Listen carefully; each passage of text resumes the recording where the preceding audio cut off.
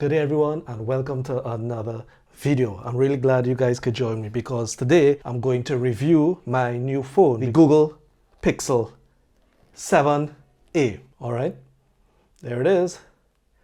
And I had a budget. I couldn't afford to buy the latest flagship phones like S23 Pro or Ultra. And I'm not an Apple guy. I am squarely Android. This is actually the budget Pixel phone and it is made by Google. You get the clean, pure Android experience when you use these phones. And that attracted me, plus the price point. I paid $4.99 for this. There was a deal, it's not available anymore. I'm sorry. Where you bought one of these, you got a case for it, plus Series A Pixel earbuds, which is $99. You got that and the case for free. So I jumped on it. So let us go ahead and unbox. So let us unbox these. Oh, I don't need the knife. Easier. Oh, there it is in its glory. Really, really nice. So let me get the phone out. Wow. Excellent. I love it. See what's in the box. You have a cable and you have a USB adapter. Unboxed and I have the phone in my hand. Give me a few more minutes so I could go ahead and do the normal setup, software-wise and whatnot. And here it is, guys. The Google Pixel 7a. Switch it on there. I don't know if you can see it. I have this dark background, but there is a bit of a bezel going around the edge. I don't mind that. What I really like, it's flat panel. I'm not really a big fan of the curved edge phones at all. It has these metal aluminum rails where you have your volume and power button to the side here at the top. Normal there, you've seen all the antennas and everything. And of course at the bottom, you've seen the charging port and the two speakers. I was actually pretty surprised about the volume of these speakers. They're pretty loud. Let's take a look at the back, and this is where you know it's definitely a Pixel. You have the camera bar, not bump, but bar, where you see the two cameras and the flash. You have the nice Google emblem in the middle, and I got this in coral or orange. I must say in person it looks somewhat more pink, but I really wanted a more unique color than the normal black or gray phones that I had over the years. It feels really good in the hand. For a so-called budget phone, it has a nice heft.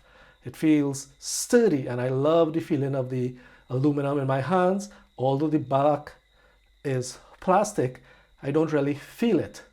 Looks really, really good. So let's get all the technical stuff out of the way for the Pixel 7a. The processor for this is the Google Tensor G2 Octa-core chip. This is the same processor that is found in the flagship versions, the 7 Pro and 7. It has 8 GB of RAM. Internal storage comes in at 128 GB. The OS it's running is Android 13. The display is 6.1 inches, full HD OLED panel with up to 90 Hz refresh rate. The battery comes in at 4,385 mAh with fast and wireless charging. There are 3 cameras on this phone. The main camera in the back is a 64 megapixel camera with optical and electronic stabilization, with a secondary 13 megapixel ultrawide with a 120-degree field of view. And there is also a 13 megapixel selfie camera to the front. You can record 4K video at 60 frames per second and of course at higher frame rates as you go down to HD and whatnot. It is IP67 water and dust resistant. It has face unlock and fingerprint reader under the screen. And of course it is 5G ready with Bluetooth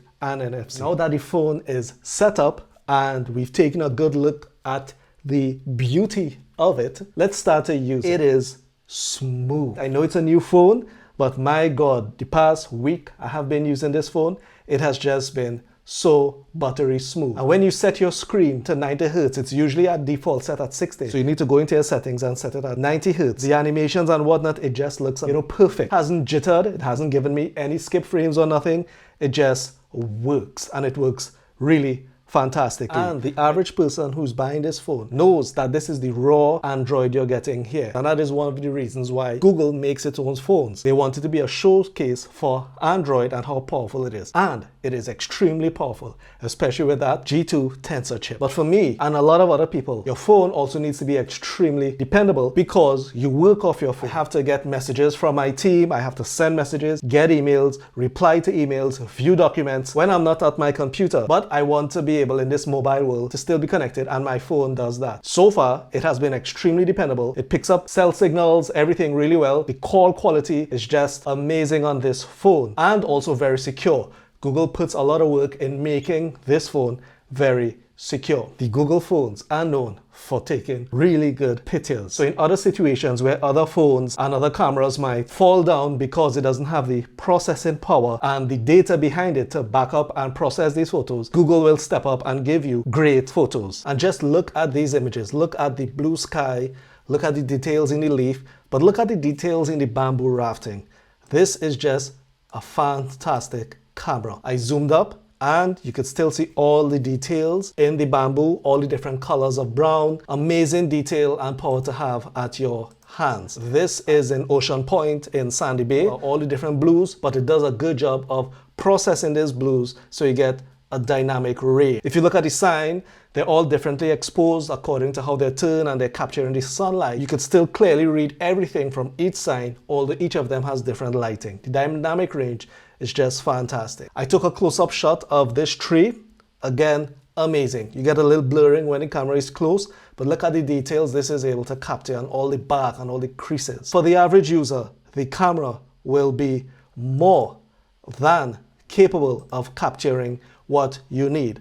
And then from time to time, it will capture what you're not even accustomed with. For instance, there is a night mode. So let's take a look at that. This is another tree that is mostly set against the dark. The only light is coming from the apartment. And as you can see from the screen recording, extremely terrible conditions. Hazy, faded, grainy. But when I take the picture and I go to that picture, you will just be amazed. Take a look at this. So much processing power to clean up all the haze, clean up all the grain. And I want to be clear, the camera itself does not allow that amount of light to come in. The processing and data power is so impressive at Google, they're able to interpret it and give you really good results. Let's talk about that selfie camera. So here I am at the beachside taking some selfies. As you can see, they're all being loaded underneath. I could zoom out a little bit, has a nice angle. I just continue to take, trying to get the best. And let's take a look at these selfie images, shall we? You could clearly see the clarity of these images. In the portrait photos, it gives a nice blurred background, but my skin tone is just immaculate. This phone renders your skin color really, really well. I love how it blurs out the background. There is nice separation between the subject and the blurred background. This phone is so smart. If you didn't get that blurred background, no worries. Let's take a look. I am selecting a photo. It doesn't have a blurred background. I am no longer there. I click on blur background and adjust the slider. As you can see, the background is being blurred after the fact. Such power at your fingertips every day with this phone. I save this image and I now have the perfect selfie. But is that it? You know, it takes good pictures. It does a lot of processing for your pictures and whatnot. Is that all this phone offers you? But more than that, what are some features on this phone that I find impressive and I know it's going to make my life easier? And could a phone do that? Yes. For instance, I have notifications and I could expand them. I can make them smaller, take a look at them, so I don't need to go into the phone. This is my lock screen, all right? So I'm reading a bit more. I decide, hey, let me reply. This was my sister-in-law's birthday, so let's wish her a happy birthday. That's a nice thing to do, right? So very easily, you see it's type in predictive text, everything is right there. And I send it, and I haven't gone into the app as yet. Isn't that amazing? All right, so I just love how notifications is handled by Android. But what else can this phone do to make my life easier? For instance, I have this battery, as you can see on my desk for my camera, and I need to buy it. So what I'll do now, I'll just pick up my phone and I'll go to Google Lens and just take a picture of that battery. And Google will do a search for me. And as you can see, it's giving me all the options for that battery. I click on the top area there and it's going, and as you can see, I now have the battery for sale and I could just add to cart. Life is easier. But other than that, I discovered a feature on this phone that is just amazing because I know it could actually help a lot of people in the real world all the time. Let's take a look at it. So we have this medical package for, tablets. And if you look at the text, it is so small. I myself cannot read it. So how could this phone help us? We fold away the top so we get only the instruction area. I make sure that it is nice and flat. And I just take the phone and I go to Google Lens. All right. I take a picture, but before I take the picture, I say text. All right, great. And then I take the picture and you'd see some a little processing, and then you have two options there. Select all and listen. Amazing. So if you look, the text, I know you can't really see it, but it's selectable. But let's listen. Dosage. Listen. Adults, turn up the volume. 12 years and older, 2 tablets every 6 hours. Do not take more than 8 tablets in 24 hours.